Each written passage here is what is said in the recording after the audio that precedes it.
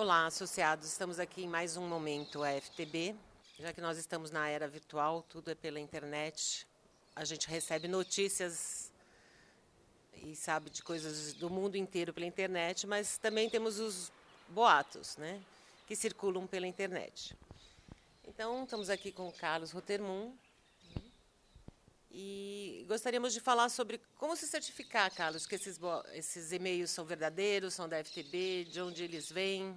Essa questão, esse desafio do uso da internet, ele é um desafio interessante, porque nós precisamos utilizar esse meio, precisamos usar a tecnologia para que tenhamos eficiência na nossa comunicação, para que tenhamos eficiência no uso dos processos de gestão da organização, quando atuamos com um público distribuído geograficamente de uma forma muito extensa.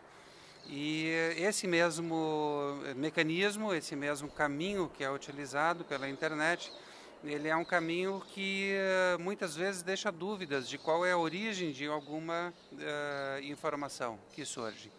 E algumas pessoas mal intencionadas se utilizam desse caminho, tentando fazer-se passar pela nossa organização. Então, isso às vezes causa alguma dúvida para os associados, algumas pessoas ficam surpresas com as informações recebidas e ficam na dúvida de como certificar, como saber se essa informação é verdadeira, se essa informação de fato foi encaminhada pela FTB. No modelo da FTB de comunicação, nós temos no site da organização todo o histórico das informações enviadas para os associados. Então, os e-mails da FTB, eles sempre têm um link da página oficial da nossa organização e também tem dentro da página um espaço, uma pasta, onde ficam todas as informações enviadas, inclusive como histórico. Eu entendo que essa é uma forma bastante segura do associado conseguir se certificar, conseguir ter acesso às nossas informações oficiais e ficando um pouquinho mais resguardado dessas informações falsas, desses boatos, do que surge, que é típico de internet. Então, quem quiser se certificar que o e-mail é original, oficial da FTB, em nosso site, você clica em mídia, newsletter, lá você vai ter todos os e-mails enviados oficialmente pela FTB. A maioria das perguntas que são assim, como ele conseguiu os meus dados, né? Como essa pessoa que eu não conheço, que eu não sei quem é, tem o meu e-mail. Como que você acha, Carlos, que foi parar na mão dessas pessoas o e-mail? Até hoje houveram alguns processos de exclusão de ex-associados e um desses casos ele foi justamente baseado em cima de um furto de informações da FTB. Uma pessoa, um ex-associado, ele se utilizou de um privilégio que tinha dentro da organização e furtou dados da organização e se utiliza até hoje deste banco de dados para fazer esse tipo de divulgação de informações, tentando se fazer passar como oficial da organização. Isso já ocorreu há algum tempo, tanto que os dados, as atualizações e os dados mais recentes, os associados, por exemplo, que fizeram alteração de e-mail depois deste evento, estes não têm sido, não recebem essas informações. Então, isso caracteriza bem que esse banco de dados, que foi furtado há algum tempo atrás, é o que continua sendo utilizado até hoje nessas ações de divulgação. Aproveitando que você falou de ex-associado, quem leu o estatuto da associação sabe quais são os motivos de uma pessoa ser excluída da associação. Nos fale um pouco a respeito. Por que um associado pode ser excluído da associação? O nosso estatuto ele prevê que o associado ele precisa manter uma determinada conduta, principalmente quando identificado como associado. Quando ele se apresenta como associado da FTB, isso faz com que o associado tenha que manter um determinado padrão de conduta para que ele não possa prejudicar a organização com as suas afirmações, com a sua forma de se portar. É claro que nós tratamos isso com muita cautela, nós entendemos que nós temos uma missão de esclarecer, de educar, de fazer com que o cidadão se desenvolva, com que o cidadão cresça com o auxílio da organização. Então, a nossa atuação sempre é no sentido de ensinar, sempre é no sentido de alertar, é no sentido de demonstrar para o associado como que é esse padrão, onde que ele pode eventualmente estar infringindo e onde ele ultrapassa esse limite. Até hoje, eu acredito que tenham havido 2 ou 3 casos de expulsão de associados, e foram casos realmente muito extremos. Pessoas que sistematicamente destratavam as pessoas de atendimento, por exemplo, achando-se que a equipe de atendimento estava ali simplesmente para atendê-los e para ouvir os seus exageros verbais, né? E mesmo depois de alertado várias vezes, o associado que continua com essa postura, ele está sujeito à expulsão. São casos muito extremos e, de fato, um número muito pequeno. Não acredito que tenha passado de 3 pessoas até hoje, né, em todo esse histórico da associação. Assim, na sua opinião, Carlos, o que você imagina que passa na cabeça dessas pessoas em tentarem prejudicar a associação?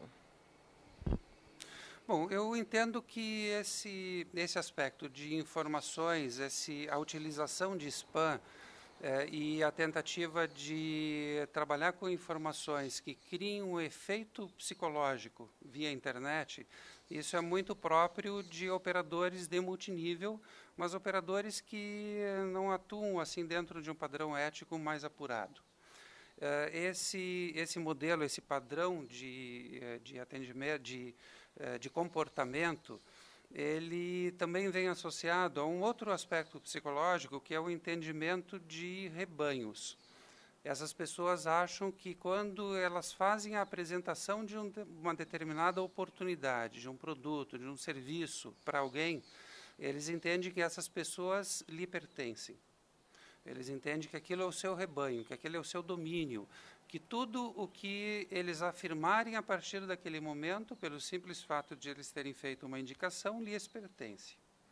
Dentro desse entendimento, nós enfrentamos diversos problemas desde o início da operação com lideranças de multinível.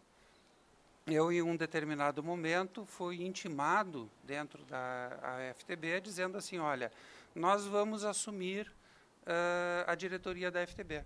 Toda a diretoria pode ir embora, pode ir para casa, e eu vou determinar quem são os novos presidente, vice, tesoureiro, eu vou determinar quem é a nova liderança, e se você não concordar, nós vamos dar uma ordem e todos os associados vão sair.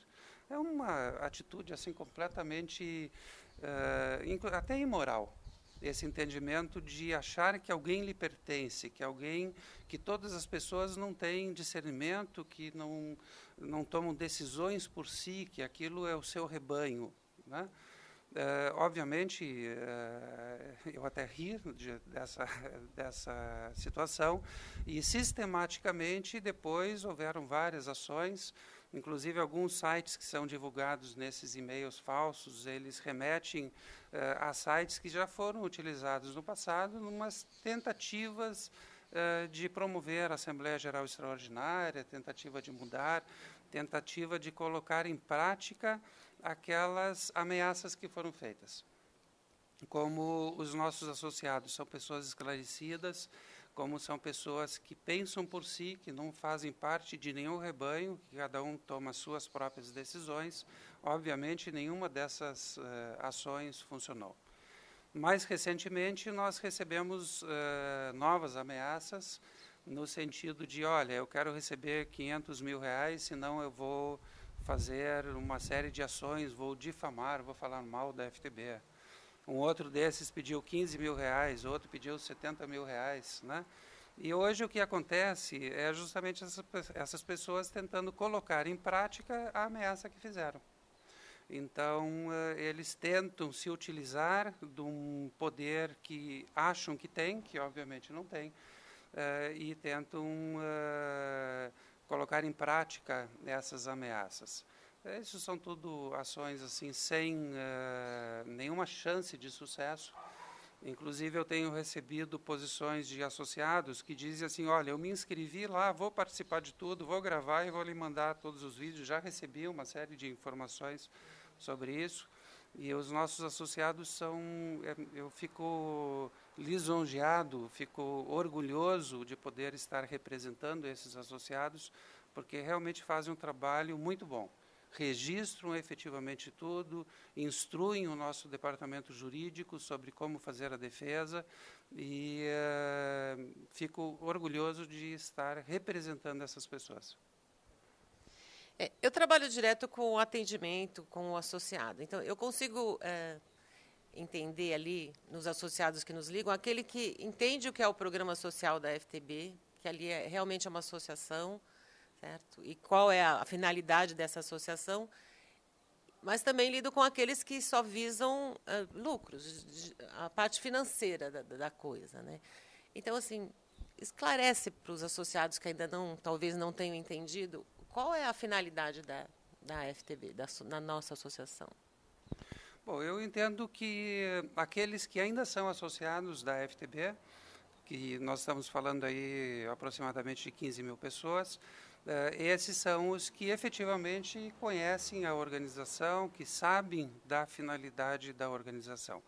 Alguns poucos já manifestaram a sua intenção de sair, inclusive alguns reclamam de um eventual prejuízo financeiro e a organização nunca se negou a fazer a devolução. Inclusive existem critérios para fazer a devolução de recursos, porque eu entendo que aquele associado que está na FTB, sem saber que está participando efetivamente de uma associação que faz cumprir os seus objetivos, que faz cumprir a sua missão, esse associado que está na organização por engano, ele deve sair, ele não deve participar. E alguns poucos que ainda estão dentro da organização, esperando vantagem financeira, com toda certeza eles vão sair. Porque a pressão, independente da pressão que for feita, o objetivo da organização não é esse. Então, nós vamos efetivamente sempre cumprir com a nossa missão, cumprir com os nossos objetivos e atender a quem precisa. Bem, associados, eu acho que nós demos uma esclarecida em todos esses boatos que estão circulando pela internet. É importante também o associado denunciar, né? Você está recebendo um spam, uma pessoa que você não conhece, que você não convidou para estar no seu e-mail, você abre sua caixa postal, é obrigado a deletar e-mails que são inconvenientes para você. Então, denuncie. Carlos, suas considerações finais aí. Bom, eu gostaria de falar um pouquinho sobre o nosso próximo momento AFTB.